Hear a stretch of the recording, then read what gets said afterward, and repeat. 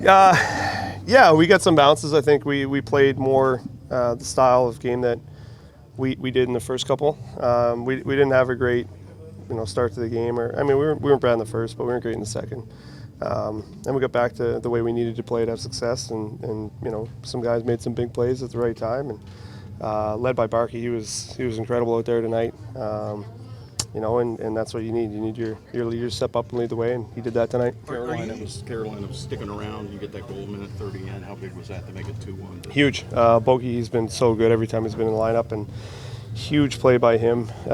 It just allows you to settle in and get comfortable, and once they tied it up, it's one of those things that anything could happen. You get a lucky bounce and they get the lead, but yeah, we just did a great job after that of locking it down and get back to our game. But it gave us the confidence to continue to build. So huge play by Boqvist there. Are you surprised just the way that this series has gone? It was supposed to be this low-scoring, tight checking game. Yeah, I don't think that the way the games have been played is really an indication of what the outcome's been score-wise.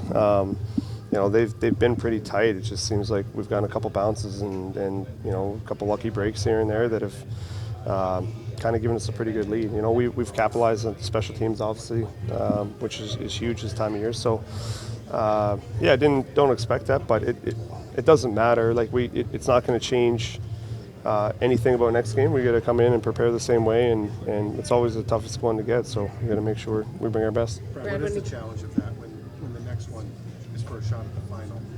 It doesn't. You don't think about that.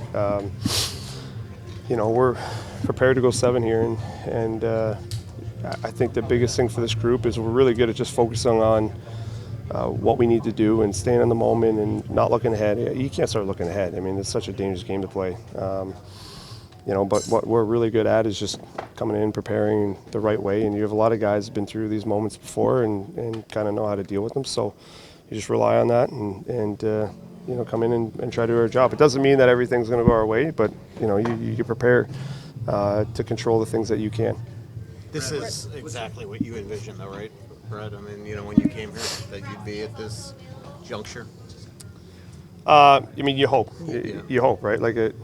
You never know how things are going to go. There's so many things that you can't control in playoffs that can dictate the outcome of a series, and we've been fortunate with some bounces and some calls and stuff like that have helped us get to the point we're at. But we haven't achieved anything yet. Yeah.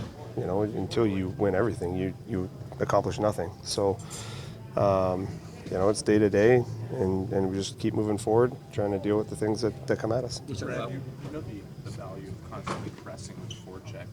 What's the feeling on the bench when you see the defenseman bail out of a hit and all of a sudden there's a chance in front? Does it start to make you feel as though, okay, this is working? Yeah, it's a tough. We have a really good forecheck. We come hard and this team has played that way for a while now, so they know how to read off each other and they kind of know where to go to get pucks back and to support each other.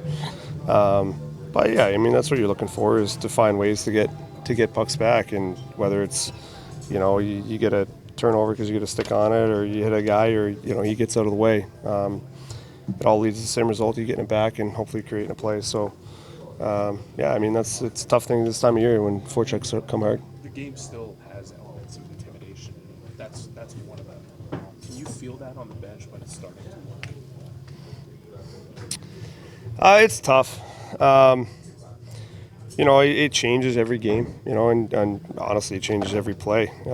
Sometimes just the amount of speed that a guy's coming in at, there's a level of self-preservation in the game too, right? So, you're not so much feeding off a guy not doing his job on the other team. It's more us doing our job on our team. You have a lot of respect, and you build guys up when they go in and they are playing physical and they are playing the right way and playing within our structure and system. So it's more about what we do. That's I think the biggest thing that I've seen since being here. It's about what we do in here and how we build off of that. How much fun are you having? Having a lot of fun. Yeah, it's such a great group to be part of, and I've been part of really good teams before. And you don't really, there's been moments that I haven't truly appreciated until I've gone through it, and I look back on it now. So just trying to enjoy every moment. These things go by fast. There's only 3 or 4 weeks left in the season, and you're trying to enjoy every single second of it because you never know when it's going to end, and you never know when you get an opportunity like this again. So, yeah, definitely enjoying it.